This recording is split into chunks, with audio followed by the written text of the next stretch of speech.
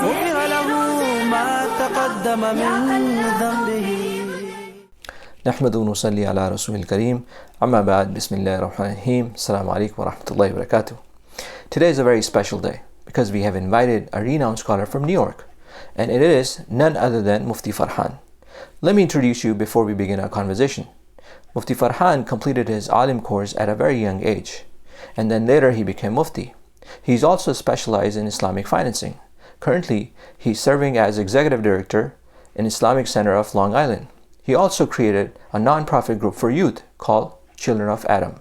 Without further ado, let's begin our conversation. Alaikum wa rahmatullahi wa barakatuh, Mufti Farhan. Welcome salam wa rahmatullahi wa barakatuh. So welcome to Tadhkir Unlimited, and this is the name of my channel that I've been running for the past few weeks, and I hope we will get benefit from you today, inshallah. Inshallah, may Allah make it beneficial for all of us, inshallah. Ameen, inshallah. So first off, how are you doing? How are you coping in this time? As a community leader, how are you keeping yourself connected with your community? How are you educating, doing classes and everything? So it's definitely a very challenging time, but a place to learn a lot of different things. The entire situation is such that, it's once in a lifetime thing for many individuals, seeing your own masjids close for Ramadan, you seeing your own haram that you're unable to even go, not even a single soul being seen in haram in Mecca and Medina, meaning so it's unprecedented time where things are just unfolding every single day. But as a community here in New York, and specifically in Long Island, where I am in the suburbs of New York, we're trying our best to make sure that spiritual connection of the community remains with the centers. So my affiliation with the Islamic Center of Long Island, which is one of the largest centers in the entire Northeast, alhamdulillah, we are having multiple programs daily where we are keeping the families engaged. We have, alhamdulillah, about 500 kids in our weekend school, and we're making sure that their needs are also fulfilled. We have a full-time Hifz program. We're making sure that's taken care of. We have academic classes with nursery and pre-K. So we as a community are trying our best to make sure that we're keeping ourselves spiritually connected. And not only that, but we are also seeing, community professionals, keeping them engaged. So we have a lot of clinical experts, marriage counselors, family counselors, children's, psychologists. We're keeping them involved with us. Alhamdulillah, they're doing a tremendous job of providing their services also free of cost, just so that the community can be bonded together in this very difficult time. Alhamdulillah. I mean, this is something I've been hearing from a lot of scholars, and it's been challenging because, being in person, your presence makes a huge difference. And so connecting with your Musallin, your followers, your community members is something really hard through online social media. But alhamdulillah, may Allah reward you for all your endeavors and the way you're... There is actually a sort of a spike in people who have been visiting and seeing these things, because, in usual terms, for many leaders who you will talk to across the nation will say that maybe their regular masjid would have 30, 40, 50, maybe 100 people for salah, and then you would share that same khatira, or you would share that, same advice, and only these many people were here. But now, alhamdulillah, there are families, there are children, and now, people in thousands are viewing those words. So, sometimes there is that hidden khair that Allah subhanahu wa ta'ala, mentions in the Quran, that sometimes you may feel things to be not good for you, but Allah subhanahu wa ta'ala has made that khair for you, Correct. So, of course, we've been hearing a lot of things about, how we can keep ourselves protected and safe, our families and everyone from this virus. And one of the things that we hear a lot from medical professionals and scholars and people who have who are the experts on this matter, that we have to keep the social distancing, to keep to make sure that we flatten the curve, and make sure that we come out from this pandemic as soon as we can. But as a believer, as a Muslim, is it the only way? And I understand that it's sunnah in the life of Rasulullah and Sahaba, they also adopted these means of distancing. But is this the only way to eradicate the pandemic as Muslims? So I think with the question or the statement that is usually mentioned with social distancing, I believe that it should be physical distancing. We should not be socially distancing from one another, right? We're not socially distancing. We are socially connected. We are socially connected more than ever. We're getting to speak to one another after 5 years, maybe after we have seen each other in Hajj. So there has never been a time that we haven't spoken for 5 years, and it allows us to socially connect. And a lot of people like that. So I think that the whole statement of social distancing is physical distancing, being apart from one another physically for a certain distance, but socially we are connected. And if that's one of the parts of the question. The second thing is that if you're saying that if this is the only reasons, no. As we listen to our scholars, we listen to our health professionals, we also see that along with distancing, there is a lot of other things that we really need to do, right? In Surah Al-Inshirah, chapter 94, in the last portions of the surah, Allah subhanahu wa ta'ala mentions to the Prophet sallallahu alaihi wasallam 3 advices in the times of difficulty, right? He says, Inna ma'al usri yusra, inna ma'al usri yusra, which gives us the sense of hope. Believers never lose hope. Even in the most difficult of the times, true believers can never lose hope. So that's number one thing as believers, right? We're taking physical distance, we're doing all the precautions, but number one thing from our heart is that as a Muslim, as a true believer, we never lose hope. And of course, there's so much tafsir to this only word, inna ma'al usri yusra, inna ma'al usri yusra, because al-usr is used as ma'rifah with alif lam, which means one specific thing. And yusr doesn't have an alif lam on it, which means nakira, which means excessive amount of khair. So with every difficulty, there are tons of ease and comfort. That's number one, hope. Then the Quran says, فَإِذَا فَرَغْتَ فَانْصَبْ. The word nasbun in Arabic refers to fatigue, meaning it refers to making yourself tired in doing the thing that is right. Not only trying, but making yourself tired in doing what is right. So doing the right thing, keeping distancing, keeping yourself, away, hand washing, this and that, whatever it is, all the guidelines the Quran mentions to us. Have hope, do what you have to do, meaning not only, but try your best. And last but not least, وَإِلَىٰ رَبِّكَ فَارْغَب. Turn towards Allah subhanahu wa ta'ala. And because every halat, every condition that comes on the face of this earth comes from the amr of Allah subhanahu wa ta'ala. Not a leaf drops without the amr of Allah. Not a raindrop falls without the amr of Allah. Not a particle moves without the dharra, without the amr and the amr of Allah subhanahu wa ta'ala. So it reminds us at the end of the day to reconnect with our Creator. Right. So that can only happen when we recognize it, right? So a lot of attention and a lot of emphasis on social distancing, as you said, physical, means to adopt the physical mean to eradicate and remove this, pandemic. But there's you just mentioned that we should turn back to Allah subhanahu wa ta'ala, but at the same time, we should recognize the faults or our sins that could potentially also cause, these type of crisis. Sure. So there's a very beautiful hadith of the Prophet sallallahu alaihi wasallam, and I actually went out practically to visualize this particular setting of the hadith because the Prophet ﷺ mentioned it to Sahaba while giving them an analogy.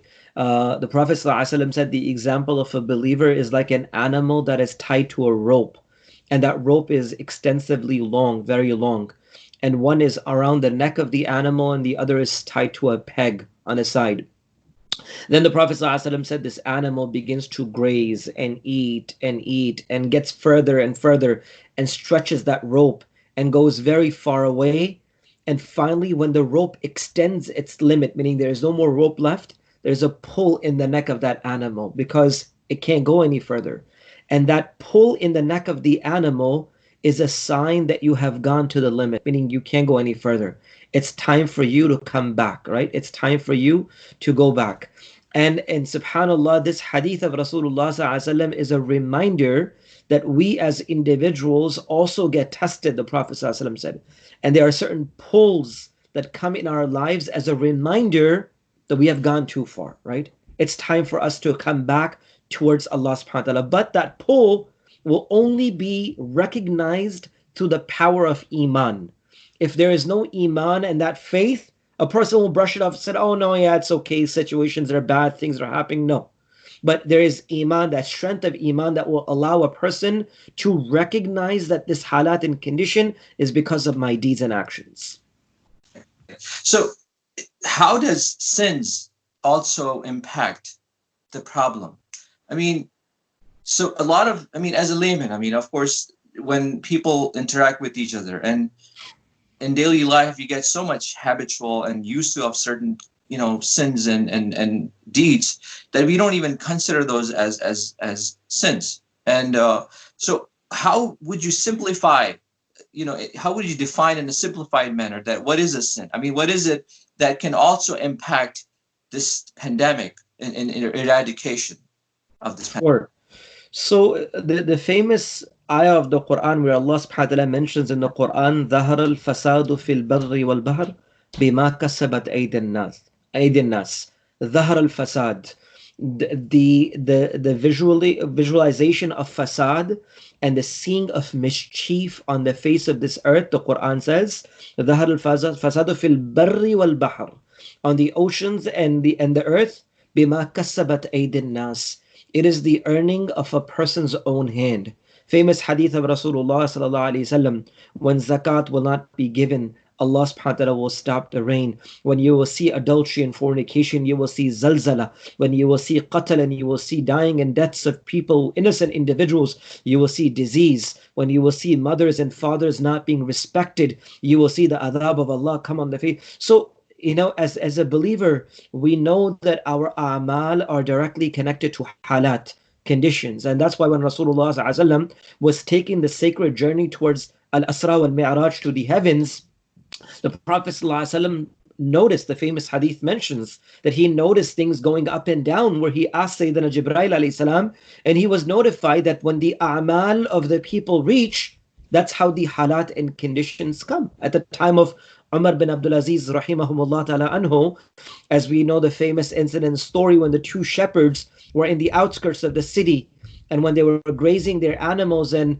when the animal attacked the sheep, so the shepherd screamed with awe and cry and said, Umar bin Abdul Aziz has died. So the other shepherd said, Ya Rab, how can you say this? An animal attacked the other animal. He said, no, Umar bin Abdul Aziz must have left this world. And when they found out, he just had passed away that time. Why? Because when he made sulha, a ta'alluq between him and Allah subhanahu wa ta'ala, Allah made makhlooq's heart connected together as well, you know. And that is something which we see at the time of Sahaba radiallahu anhum ajma'in, that when they made that connection, Umar radiallahu anhu is saying a woman will walk from a certain location to Medina and not even a single eye of haram and immodesty will be uplifted towards a woman. You know, this is how halat and conditions come upon the ummah. SubhanAllah. Any book, any source that you want to recommend in terms of this subject, that how we can, because you know, our one of the great sheikh from Pakistan, Hazrat Maulana Hakim Akhtar Sahab, Nawwarallahu marqadahu. I used to attend his majlis when he was already paralyzed, but I attended one of his khulafai's majlis as well, and his regimen for a lot of diseases used to be, people would come for wazaif and all kinds of different, you know, amal to him, and he would suggest that all these amal that you're trying to get from me, these are voluntary amal, these are nawafil, these are sunnah, but for you to become closer to Allah subhanahu wa ta'ala, the first thing that I would advise you to leave the sin. Do not commit. Yeah, he would say, do not commit the sin, and then all these amal will become beneficial and fruitful for you in your life. So do you recommend any book, any source where we can go as a layman, you know, on our level, where we can, you know, understand that how these sins can affect us, or maybe to understand the importance of sin-free life? Right. So, Jazakallah khair for mentioning this, and this is such a beautiful point. And I think sometimes our hearts become so used to wrong and sins that we don't even realize that our hearts are in certain stage. I practically believe, Sheikh brother, that we as individuals, alhamdulillah, have so much to read from and so much things to be present. We as individuals need to look for the suhbah in the company of the right individuals.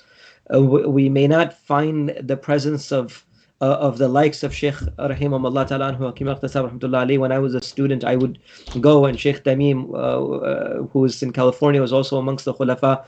He would take us, we studied together, we were roommates, so we would go and meet the Sheikh and many other of the Shuyukh and our teachers, Sheikh Mufti Taqi and others. Mufti Naim. So, we may not find the likes of those individuals, but we will always have righteous individuals in this ummah that we can find in whose suhbah, on their presence, we will feel the closeness of Allah subhanahu wa ta'ala. And I truly believe that this has to be a slow and steady process where we need to find those individuals and companionships that will strengthen our hearts. I tell this to the youth and I tell them, look, you go to the gym and you pick up 200, 300 pounds of bench press. It's so easy for you. You're able to do it because you worked on your body. You did this every single day. You put time and effort to it. That same individual who's bench pressing 200, 300 pounds, if that same individual, may Allah forgive, at the time of Fajr is knocked at the door or the alarm is turning on, is unable to lift a 3 pound blanket from their face, those 3 pounds are much heavier than 300 pounds of the weight. Why? Because those 3 pounds are being picked up by the ruh, by the soul, the inner power of an individual. A lot of time parents or family members would complain about family members or children or people, and they would say, "Yaar, ye nahi kar raha," and they're not having a beard or no topi or no. I said, you know what? These are furu'at, and these are very important things. But the asal is heart. Whenever our root and our heart is not strong enough, the branches will never be strong enough. If the roots of the tree is not nourished and watered and fed properly, the leaves will begin to become gray. They will not remain green anymore. So we need to provide that food for our ruh, our soul, and that is the company of the righteous, company of good individuals. And it doesn't have to be big names. In your own localities, find individuals where you see sincerity, where you see ikhlas, where you see people that they're not doing it for their names and their fame, but with their presence you find the closeness of Allah. Hadith of Rasulullah said, look for people with three qualities. When you sit with them, your ilm and your knowledge of deen increases. Number two, their sight reminds you of Allah subhanahu wa ta'ala. And number three, their amal and their action remind you that this dunya is very temporary. You don't see them involved like they're going to live in this world forever. They are living like musafir and travelers. So alhamdulillah, there are tons and tons of books present, but I say only the kitab will remain as a kitab unless we take small steps. And the first step, as the Bedouin asked Rasulullah sallallahu, tell me something that I can become the most muttaqi individual. The Prophet sallallahu said, ittaqul maharim. Leave the sins, leave the disobedience. You have no expense, you have no kharcha, there's no extra expenditures, you're not spending more time, you're not putting more effort, you're just decreasing your load, you're just decreasing your burden. Ittaqul maharim. Leave the sins. Allah will give you that the ta'alluq and the sins. But the only thing is, what will allow me to leave the sins is the understanding of who am I sinning against? Who am I going against? If I don't know Allah, then I will never. A child is sitting in the class and they're saying, oh, another kid is coming into the class. No one cares because it's another kid.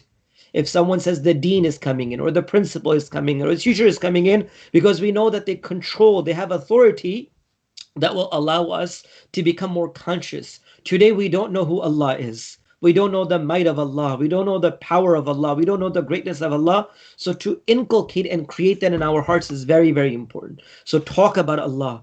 Listen about Allah. Think about Allah. hear about Allah, when these four channels of our lives, our eyes are seeing the greatness of Allah, are avoiding haram, our ears are listening about Allah and avoiding haram, our tongues are speaking about Allah and they are avoiding haram, and our minds are thinking about Allah and avoiding haram, then these four channels will connect to our hearts, our mind, our eyes, our ears, and our mouth. These four connections, when we use them for Allah, then our hearts will be filled with Allah subhanahu wa ta'ala. Inshallah. Jazakumullah khair. Just one last thing, finally, before we go. I know that we took a little longer time. Ramadan is right around the corner, and we're talking about how to, leave the sins. And I know that we hear that shayateens are chained during the month of Ramadan, but we still see people committing sins, watching haram, listening. And since we are home, so people are using a lot of phone calls and doing all kinds of, gossiping and backbiting. What's your advice? I mean, I don't want to say 3 words because I want to comprise this now, but even in a 3 sentences, if you want to advise that, how should we begin our Ramadan? Right. So first and foremost, why people sin, a quick example of that is like a fan. Even if you turn off the fan, the rotation of the fan continuously moves. So you need to shut that fan off a little bit before if you really want it to completely stop. You can't just say, I'm going to stop sinning in Ramadan. We need to stop now. That's why Rasulullah ﷺ gave us Rajab and Shaban, 2 months to prepare for Ramadan. We got to let go of our habits before so that we can have a productive Ramadan. That's one thing.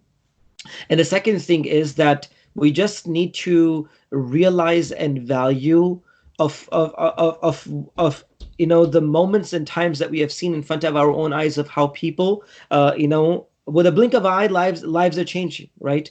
And things being so temporary. So as an individual, as a Muslim, in Ramadan, as it says, money back guarantee, try it 130 days without sins and see how your life is, right? And see the barakah and blessing. Ahlul layli fil layli aladdu min ahlul la'bi wal la'b, as one of the Shia and a couple of writes, that the people of Allah, the time that they spend with closeness of Allah, the compassion and love that they have in that, no one in this world can ever have in the most lustful of the things that they would ever do. Try it. Spend a day which is sinless, money back guarantee if you don't have comfort in your life. Subhanallah. Jazakumullah khair. Mufti Farhan, Jazakallah khair for taking out your time. It was a pleasure speaking with you.